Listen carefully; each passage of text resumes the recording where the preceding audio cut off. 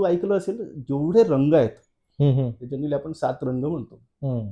ते एकाच रंगाच्या नावासमोर रॉयल लागलेलं आहे नाव, रॉयल ब्लू.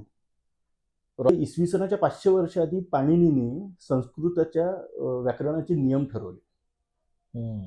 एखाद्या भाषेच्या व्याकरणाचे नियम तेव्हा त्यांनी ठरवले ते सगळ्या भाषांसाठी त्याच प्रमाणामध्ये लागू होतात. मी इतकं परफेक्ट हे आहे. हम्म. कौटिल्यानी अर्थशास्त्रासारखा जो ग्रंथ आहे, म्हणजे राज्यकारभार कसा करावा, राज्य कसं चालवावं, हम्म. ह्याचे नियम इसवी सनाच्या 600 वर्ष आधी किंवा 500 वर्ष आधी तो तयार करतो. बाप. त्याच्यानंतर गौतम बुद्धांनी जी एवढी मोठी क्रांती केली ती धार्मिक अंगाने असेल किंवा सामाजिक अंगाने असेल, तर तो समाज तेवढा प्रगल्भ होता ना, म्हणूनच ते करू म्हणून ते शकले. होऊ शकलं. हा. मागच्या 3000 वर्षापासून ग्रेट इंडियन ड्रीम होतं सगळ्या जगाचं. हम्म. जगाच्या जीडीपीचा 30% भाग हा भारतावर अवलंबून होता, भारताचा होता. बापरे.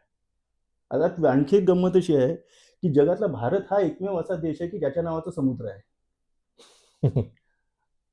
बरोबर. म्हणजे किती ग्रेट देश, आपण अशा ग्रेट देशात राहतो. जगातला कोणता देश सांग आहे? ऑस्ट्रेलियन समुद्र नाही आहे, अमेरिकन समुद्र नाही आहे, इंडियन ओशन आहे. याला म्हणतात अतुल्य भारत. जबरदस्त. म्हणून त्याला इनक्रेडिबल इंडियन. हे तर आपण